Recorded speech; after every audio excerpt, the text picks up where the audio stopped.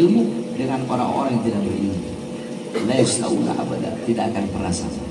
La fid dunya wala fil akhirah. Di dunia tidak sama, di akhirat tidak sama. Tidak akan pernah sama. Bahkan dikatakan di akhirat Allah berikan kepada ulama 700 derajat. Ma baina darajataini masiratu 500 am.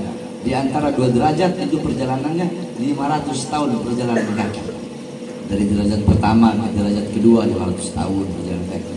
Derajat kedua ke derajat ketiga 500 tahun perjalanan kaki. Sampai 700 derajat. Ulama sudah sampai di surga, kita masih ngerangkak di mahsyar. Kita mau menyamakan diri kita.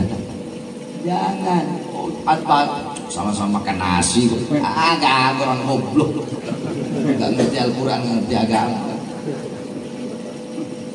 Jangan pernah menyamakan diri kita dengan para ulama. La yastauna abada, enggak sama.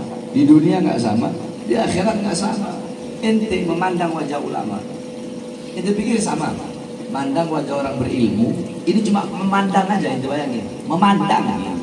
Mandang wajah orang berilmu dengan mandang wajahnya Deden yang jelek. Enggak sama. Nadhruka qala Rasul, nadhruka ila wajhil alim nadratan fa fariha biha fa khalaqallahu min tilka nadhra malakan yastaghfirullah ila yaumil qiyamah. Ente memandang wajah ulama satu kali pandangan, pandangan kebahagiaan, pandangan cinta. Ente memandang ulama dengan pandangan cinta, maka dengan satu kali pandangan tersebut akan Allah ciptakan malaikat yang memohon ampun bagi ente sampai datangnya hari kiamat. Ente mandang wajah Deden, yang datang bukan malaikat, yang mohon ampun bukan malaikat, yang ada iblis datang ngelaknat ente karena mandang wajah dia, karena dia iblis. Sama memandang wajah ulama dengan memandang selain wajah ulama. Dari segi memandang saja nggak sama. Itu dari segi pandangan aja, dohiriyah nyata nggak sama. Kita mandang wajah ulama ibadah. Makanya jangan pernah menyamakan diri kita dengan ulama. Jadi pejabat harus tahu diri. Karena tadi dikatakan rusaknya manusia karena dua, ulama dan kalau dua ini udah rusak. Tidak taghayyarul ru'us, taghayyarul mar'us. Kalau kepala itu udah rusak, pemimpin rusak, yang dipimpin pun akan rusak. Para pejabat adalah pemimpin rakyat, pemimpin negara. Para ulama adalah pemimpin Islam. Para ulama adalah pemimpin umat. Nah, kalau dua pemimpin ini rusak, pemimpinnya udah rusak, maka yang dipimpin pun pasti rusak. Anak tanya, ular kalau kepalanya ke kanan, ekornya ke kanan apa ke kiri? Hah? Kalau kepala ke kanan, ekor ke mana? Kanan. Ada otak. Jadi chicken tuh ikan arwana. Kalau kepalanya ke kanan, kepala kanan ya ekor ke kanan, kepala ke kiri ekor ke kiri. Kadang-kadang juga.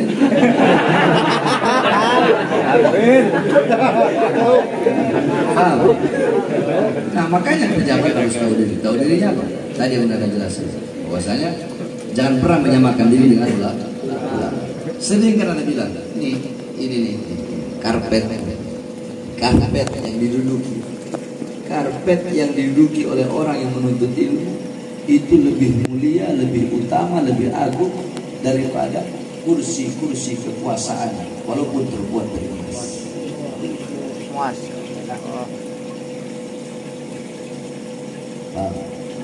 Nah, ulamanya juga harus tahu diri.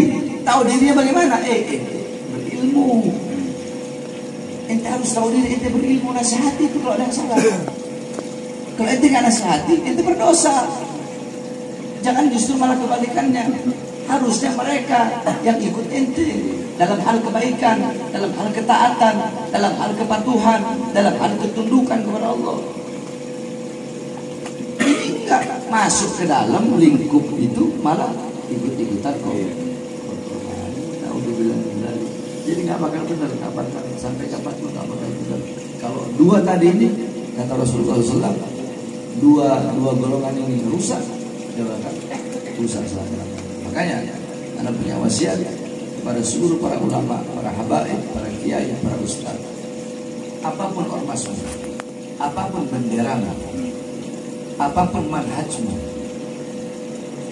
apapun mazhabmu di Indonesia, selama bukan aliran sesat, bersatu. Mau yang tua, mau yang muda, mau bendera hijau, mau benderanya kuning, mau benderanya putih, bersatu semuanya. Kalau ulamanya udah bersatu, baru bisa bersatu dan dicatat, baru kita punya negara, bakal jadi negara yang baik, makmur, sejahtera, sentosa, baldatun thayyibatun wa rabbun ghafur.